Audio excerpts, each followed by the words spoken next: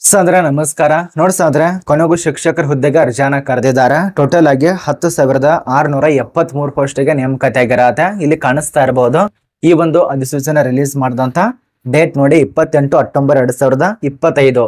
ಈ ಒಂದು ತಿಂಗಳು ಸ್ಟಾರ್ಟ್ ಆಗಿ ಬರಡೆ 2 ದಿನ ಮಾತ್ರ ಆಗಿರೋದು. ಇದು ಹೋದ ತಿಂಗಳು ರಿಲೀಸ್ ಮಾಡಿದ್ದಾರೆ. ಅಂದ್ರೆ 28 ಅಕ್ಟೋಬರ್ 2025 ನೋಟಿಸ್ ಆಗಿರತ್ತೆ. ನೋಡಿ ಇದ್ರ ಬಗ್ಗೆ ತಿಳಿಸ್ಕೊಡ್ತಾ ಇರೋದು. ಇಲ್ಲಿ ಮಹಿಳೆಯರಿಗೆ ಅವಕಾಶ ಇರತ್ತೆ ಮತ್ತು ಪುರುಷರಿಗೂ ಅವಕಾಶ ಇರತ್ತೆ. ನೋಡಿ ಈ ಒಂದು ಖಾಲಿ ಇರುವಂತ ಪೋಸ್ಟ್ ಅದ ನಂತರ ಹೆಂಗೆ ಏನು ಅಂತ ಎಲ್ಲ ಮಾಹಿತಿ ಇರತ್ತೆ. ಟೋಟಲ್ ಆಗಿ ಖಾಲಿ ಇರುವಂತ ಪೋಸ್ಟ್ 10,673 ಪೋಸ್ಟ್. ಎಷ್ಟು ಹೇಳಿ 10,673 ಪೋಸ್ಟ್ ಬಗ್ಗೆ ಈ ಒಂದು ನೋಟಿಸ್ ಆಗಿರತ್ತೆ. ಇದ್ರ ಬಗ್ಗೆ ಮಾಹಿತಿ ಇರತ್ತೆ. ಪ್ರೌಢಶಾಲೆಯಲ್ಲಿ ಖಾಲಿ ಇದೆಯಾ ಅಥವಾ ಶಾಲಾ ಮಟ್ಟದಲ್ಲಿ ಖಾಲಿ ಇದೆಯಾ ಅಥವಾ ಕಾಲೇಜ್ ಮಟ್ಟದಲ್ಲಿ ಖಾಲಿ ಇದೆಯಾ ಎಲ್ಲ ತಿಳಿಸ್ಕೊಡ್ತೇನೆ.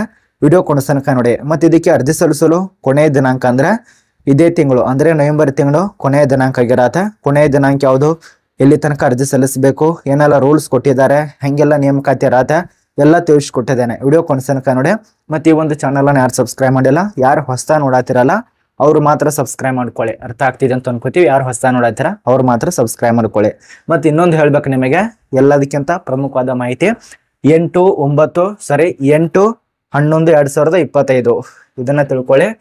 8/11/2025 ಆನ್ಲೈನ್ ಮೂಲಕ ಅರ್ಜಿಗಳು ಪ್ರಾರಂಭ ಆಗ್ತಾ ಇದೆ. ಇದು ಕಾಣಿಸ್ತಾ ಇರಬಹುದು. ಇಲ್ಲಿದೆ ನೋಡಿ ಡೇಟು 8/11/2025 30/11/2025 ತನಕ ಅವಕಾಶ ಇರತ್ತೆ. ಇದು ಯಾವೊಂದು ರಾಜ್ಯ, ಯಾವೊಂದು ದೇಶದ್ದು, ಯಾವೊಂದು ಜಿಲ್ಲೆದು, ಯಾವೊಂದು ತಾಲೂಕದು ಮುಂದ್ಗಡೆ ತಿಳಿಸ್ಕೊಡ್ತಾನೆ. ಕೊನೆ ತನಕ ನೋಡಿ. ಬನ್ನಿ ಒಂದೊಂದಾಗಿ ಪೋಸ್ಟ್ ಬಗ್ಗೆ ತಿಳಿಸ್ಕೊಡ್ತಾ ಹೋಗ್ತೇನೆ. ಇಲ್ಲಿ ಖಾಲಿರುವಂತ ಸಂಸ್ಥೆ ಹೆಸರು, ಇದು ಪ್ರಾಥಮಿಕ ಶಿಕ್ಷಣ ನಿರ್ದೇಶನಾಲಯದಲ್ಲಿ ಖಾಲಿರುವಂತ ಪೋಸ್ಟ್. ಪ್ರಾಥಮಿಕ ಶಿಕ್ಷಕರ ನಿರ್ದೇಶನಾಲಯದಲ್ಲಿ ಖಾಲಿ ಇರುವಂತಹ ಪೋಸ್ಟ್ ಯಾವೊಂದು ಸ್ಟೇಟ್ ಅಂದ್ರೆ ಗೌರ್ಮೆಂಟ್ ಆಫ್ ಅಸ್ಸಾಂ. ಈ ಒಂದು ಗೌರ್ಮೆಂಟ್ ಆಫ್ ಅಸ್ಸಾಂನಿಂದ 10,000 ಸುಮಾರು 673 ಪೋಸ್ಟ್ ಬಗ್ಗೆ ಈ ಒಂದು ನೋಟಿಸ್ ಆಗಿರತ್ತೆ.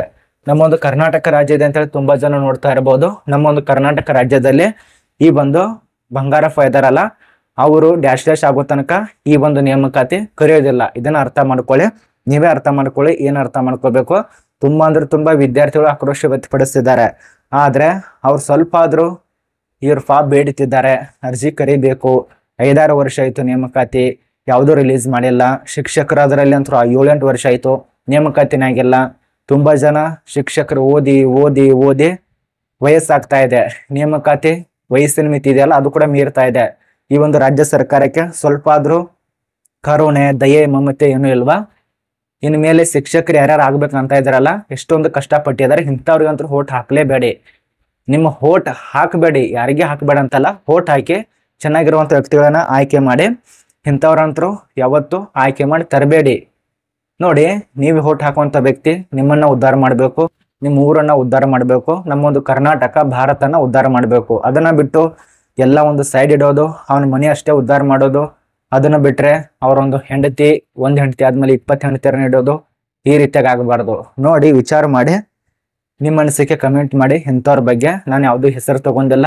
ಈ ಒಂದು ಮಧು ಬಂಗಾರಪ್ಪನವ್ರು ಇದಾರಲ್ಲ, 5-6 ವರ್ಷ ಆಯ್ತು, 7-8 ವರ್ಷ ಆಯ್ತು ಶಿಕ್ಷಕರ ಬಗ್ಗೆ ಮಾತಾಡೇ ಇಲ್ಲ. ಬಿಜೆಪಿ ಪಕ್ಷ ಆಗೋದು ಇದೇ ಗೋಳಾಯ್ತು, ಕಾಂಗ್ರೆಸ್ ಪಕ್ಷ ಬಂದಾಗ ಇದೇ ಗೋಳಾಯ್ತು. ವಿದ್ಯಾರ್ಥಿಗಳು ನಡು ಹಾದಿಯಲ್ಲಿ ನಿಂತು ಹೋರಾಟ ಮಾಡ್ತಿದ್ದಾರೆ. ಇದ್ರ ಬಗ್ಗೆ ಕರುಣೆ, ಮಮತೆ ಅದು ಏನೂ ಇಲ್ವಾ ಈ ಒಂದು ಸರ್ಕಾರಕ್ಕೆ? ನಾನು ತುಂಬಾ ಮಾತಾಡಿದ್ರೆ ಮತ್ತು ನೀನು ಈ ಪಕ್ಷ ಆ ಪಕ್ಷ ಹೇಳೋರು ಜನ ಇದ್ದಾರೆ. ಬರೇ ಅಂಧ ಭಕ್ತರು ತುಂಬಿಕೊಂಡಿದ್ದಾರ. ನಿಮ್ಮ ಮನೆಯಲ್ಲಿ ಜೋಳ ತಿನ್ನೋದಕ್ಕೆ ಇರಲ್ಲ, ಬಟ್ ಮಾತಾಡೋದಂದ್ರೆ ಮುಗ್ದ ಹೋಯ್ತು. ಉದ್ದ ಬಾಯಿಂದ ಅಲ್ಲಿ ತುದಿವರೆ ಹೋಗಿರತ್ತೆ. ಬರೇ ಅಂಧ ಭಕ್ತರಿಗೆ ಏನ್ ಹೇಳಿದ್ದು ವೇಸ್ಟು. ನೋಡಿ, ಯಾರ್ಯಾರು ಅಸ್ಸಾಂದಲ್ಲಿ ಅರ್ಜಿ ಸಲ್ಲಿಸ್ಬೇಕಂತ ಇದಾರಲ್ಲ, 10,673 ಪೋಸ್ಟು. ನಿಮ್ಗೆ ಏನಾದ್ರೂ ಅರ್ಜಿ ಸಲ್ಲಿಸಕ್ ಬರ್ತಂದ್ರೆ ಅಪ್ಲಿಕೇಶನ್ ಹಾಕಿ. ಮುಂದಗಡೆ ತಿಳಿಸ್ಕೊಡ್ತಾನೆ ರೂಲ್ಸ್ ರೆಗ್ಯುಲೇಷನ್ ಅಂತ ಹೇಳಿ. ಎಲ್ಲೆಲ್ಲಿ ಖಾಲಿ ಇದಾವೆ ಡೀಟೇಲ್ಸ್ ತಿಳಿಸ್ಕೊಡೋಣ. ನಿಮಗೂ ಯೂಸ್ ಆಗಲಿಲ್ಲ ಅಂದ್ರೆ ಕೂಡ ಪಾಪ ಬೇರೆದವ್ರು ಕೂಡ ಯೂಸ್ ಆಗತ್ತೆ. ಕರ್ನಾಟಕದಲ್ಲಿ ಕರಿತಿಲ್ಲ, ಬೇರೆ ರಾಜ್ಯದಲ್ಲಿ ಆದ್ರೂ ಕೆಲಸ ಮಾಡ್ಲಿ ಅಂತ ಹೇಳಿ ಮಾಡಿ ತಿಳಿಸ್ಕೊಟ್ಟಿರೋದು. ಯಾರು ಕೂಡ ಬೇಯಬೇಡಿ. ಕೆಲವು ಜನ ನೀವು ನಮ್ಮ ಕರ್ನಾಟಕ ಬಿಟ್ಟು ಅಲ್ಲಿದಾಗ ತಿಳಿಸ್ಕೊಡ್ತಾರೆ ಅಂತ ಅನ್ನಕೋಬೇಡಿ. ಅದು ನಮ್ಮೊಂದು ಭಾರತದಲ್ಲಿ ಕರೆದಿರ್ತಾರೆ. ಅದೇ ಕಾರಣಕ್ಕಾಗಿ ಪೋಸ್ಟ್ ಹೆಸರು ಕಿರಿಯ ಪ್ರಾಥಮಿಕ ಮತ್ತು ಹಿರಿಯ ಪ್ರಾಥಮಿಕ ಶಿಕ್ಷಕರ ಹುದ್ದೆಗೆ ಅರ್ಜಿ ಕರೆದಿದ್ದಾರೆ. ಮತ್ತೆ ನೀವು ಅರ್ಜಿ ಸಲ್ಲಿಸಿಲ್ಲ ಅಂದ್ರೆ ಬೇರೆದವರು ಅರ್ಜಿ ಸಲ್ಲಿಸ್ತಾ ಇರ್ತಾರೆ, ಅಂತವ್ರಿಗೆ ಶೇರ್ ಮಾಡಿ ವಿಡಿಯೋ. ಕಿರಿಯ ಪ್ರಾಥಮಿಕ ಮತ್ತು ಹಿರಿಯ ಪ್ರಾಥಮಿಕ ಶಿಕ್ಷಕರಿಗೆ ಅಸ್ಸಾಂ ರಾಜ್ಯಕ್ಕೆ ನೋಡ್ಕೊಂಡು ಈ ಒಂದು ನಮ್ಮ ಕರ್ನಾಟಕ ರಾಜ್ಯದ ಶಿಕ್ಷಣ ಸಚಿವರು ನಾಚಿಕೆ ಪಡಬೇಕು. ನಾಚಿಕೆ ಆಗ್ಬೇಕು ಇವ್ರ ಜನ್ಮಕ್ಕೆ. 10,673 ಪೋಸ್ಟ್ಗೆ ಅರ್ಜಿ ಕರೆದಿದ್ದಾರೆ. ನಮ್ಮ ಒಂದು ಕರ್ನಾಟಕದಲ್ಲಿ ಒಂದು ವಾರದಲ್ಲಿ ನೇಮಕಾತಿ ಆಗತ್ತೆ, 2 ತಿಂಗಳಲ್ಲಿ ನೇಮಕಾತಿ ಆಗತ್ತೆ, ಶೀಘ್ರದಲ್ಲಿ ನೇಮಕಾತಿ ಆಗತ್ತೆ. ಬರೀ ಇದನ್ನೇ ಬಗಳ್ತಿದ್ದಾರೆ. ಇದನ್ನ ಬಿಟ್ಟು ಬೇರೆ ಯಾವುದೇ ಮಾತೇ ಬರಲ್ಲ ಅವ್ರ ಬಾಯಿಗೆ. ಇದು ಸಂಪೂರ್ಣವಾಗಿ ಆನ್ಲೈನ್ ಅಲ್ಲಿ ಇರತ್ತೆ. ಆನ್ಲೈನು ಈ ದಿನಾಂಕ ತಿಳಿಸ್ಕೊಟ್ಟೇನಲ್ಲ, ಎಲ್ಲಿ ಹೋಗ್ತಾ ದಿನಾಂಕ 8/11/2025 8/11/2025 ಕೊನೆಯ ದಿನಾಂಕ 30/11/2025 ಅಲ್ಲಿ ತನಕ ಅವಕಾಶ ಇರತ್ತೆ. ನೋಡಿ, ಅರ್ಜಿ ಸಲ್ಲಿಸೋರು ಇದೊಂದು ವೆಬ್ಸೈಟ್ದಲ್ಲಿ ಅರ್ಜಿ ಸಲ್ಲಿಸಬೇಕಾಗತ್ತೆ. ಅರ್ಜಿಗಳು 8ನೇ ತಾರೀಕಿಂದ ಸ್ಟಾರ್ಟ್ ಆಗತ್ತೆ. 8ನೇ ತಾರೀಕು 7ನೇ ತಾರೀಕದೊಂದು ನೋಟಿಸ್ ಪ್ರಕಟಣೆ ಮಾಡ್ತಾರೆ ಅಸ್ಸಾಂ ರಾಜ್ಯಕ್ಕೆ ಸಂಬಂಧಪಟ್ಟಂತೆ. ಅಂದ್ರೆ ನಮ್ಮೊಂದು ಟೆಲಿಗ್ರಾಮ್ ಗ್ರೂಪ್ನಲ್ಲಿ ನೇರವಾಗಿ ಅಪ್ಲೋಡ್ ಮಾಡಿರ್ತೇನೆ. ಅಥವಾ ನಿಮಗೆ ಡೈರೆಕ್ಟ್ ಆಗಿ ಹುದ್ದೆಗಳ ಬಗ್ಗೆ ಮಾಹಿತಿ ಬೇಕಂದ್ರೆ ಗೂಗಲ್ನಲ್ಲಿ ಹೋಗಿ prashantmedia.com ಅಂತ ಸರ್ಚ್ ಮಾಡ್ಕೊಳ್ಳಿ. ಡೈರೆಕ್ಟ್ ಆಗಿ ವೆಬ್ಸೈಟ್ ಬರತ್ತೆ. ಮೊದಲನೇ ವೆಬ್ಸೈಟ್ ಕ್ಲಿಕ್ ಮಾಡ್ಕೊಂಡು ಪ್ರತಿಯೊಂದು ಮಾಹಿತಿ ಬರತ್ತೆ, ಚೆಕ್ ಮಾಡ್ಕೊಳ್ಳಿ. ಅಥವಾ ಪ್ರಶಾಂತ್ ಟೆಕ್ ಕನ್ನಡ ಅಂತೇಳಿ ಸರ್ಚ್ ಮಾಡ್ಕೊಂಡು .in ಹಾಗೂ ಕೂಡ ನೋಡ್ಕೋಬಹುದು. ಇದು ನಿಮಗೆ ಹುದ್ದೆಗಳ ಬಗ್ಗೆ ಮಾಹಿತಿ ತಿಳಿಸ್ಕೊಟ್ಟಿದ್ದೇನೆ. ಆಯ್ಕೆ ಆದ್ರೆ ನಿಮಗೆ ಪರ್ ಮಂತ್ ಆಗಿ 14,000ದಿಂದ 70,000 ತನಕ ಸಂಬಳ ಇರತ್ತೆ. ಅವ್ರು ತಿಳಿಸ್ಕೊಟ್ಟಿರೋಂಥ ಮಾಹಿತಿ 14,000ದಿಂದ 70,000 ತನಕ ನಿಮಗೆ ಸ್ಯಾಲ್ರಿ ಇರತ್ತೆ. ಇಲ್ಲಿ ಕೊಟ್ಟಿದ್ದಾರೆ ನೋಡಿ, 14,000ದಿಂದ 70,000 ತನಕ ಪರ್ ಮಂತ್ ಆಗಿ ಸ್ಯಾಲ್ರಿ ಕೊಡ್ತಾರೆ ಶಿಕ್ಷಕರಿಗೆ. ಇದು ಆಯ್ಕೆ ವಿಧಾನದಲ್ಲಿ ಮೊದಲನೇದಾಗಿ ಆರ್ಡರ್ ಕಾಫಿ ಮೆರಿಟ್ ಮೇಲೆ ಆಯ್ಕೆ ಮಾಡ್ತಾರೆ. ಶಿಕ್ಷಕರಿಗೆ ಈ ಒಂದು ನೇಮಕಾತಿಯಲ್ಲಿ ಪರೀಕ್ಷೆ ಇಲ್ಲ ಅಂತೇಳಿ ಮಾಹಿತಿ ಬಂದಿರತ್ತೆ. ಇನ್ನು ಆನ್ಲೈನ್ನಲ್ಲಿ ಇರತ್ತೆ. ಇದು ಆನ್ಲೈನ್ನಲ್ಲಿ ಇರತ್ತೆ. ಅರ್ಜಿ ಸಲ್ಲಿಸೋರಿಗೆ ಅರ್ಹತೆಗಳು, ರೂಲ್ಸ್ ರೆಗ್ಯುಲೇಷನ್ ಅದರ ಬಗ್ಗೆ ಸ್ವಲ್ಪ ನೋಡಿ. ಮೊದಲನೇದಾಗಿ ಅರ್ಹತೆ ಅಂದ್ರೆ ಶೈಕ್ಷಣಿಕ ಅರ್ಹತೆ ಏನಾಗಿರ್ಬೇಕು.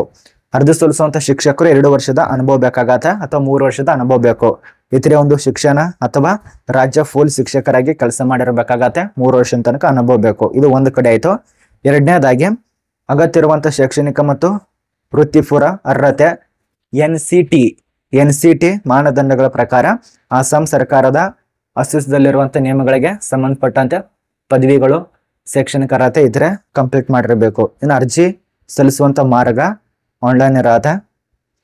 ಇನ್ನು ಅರ್ಜಿ ಪ್ರಾರಂಭ ಆಗಿಲ್ಲ. ಅರ್ಜಿ ಪ್ರಾರಂಭ ಆದ್ಮೇಲೆ ಇನ್ನೊಂದು ಅಪ್ಡೇಟ್ ಬರತ್ತೆ, ತಿಳಿಸ್ಕೊಡ್ತಾನೆ ನೋಡಿ. ಇದಕ್ಕೆ ಮಹಿಳೆಯರು ಪುರುಷರು ಇಬ್ರು ಅರ್ಜಿ ಸಲ್ಲಿಸಬಹುದು. ಮತ್ತೆ ಏಜ್ ಲಿಮಿಟ್ ಬಗ್ಗೆ ಈ ಒಂದು ನೋಟಿಸ್ ದಲ್ಲಿ ಕೊಟ್ಟಿಲ್ಲ.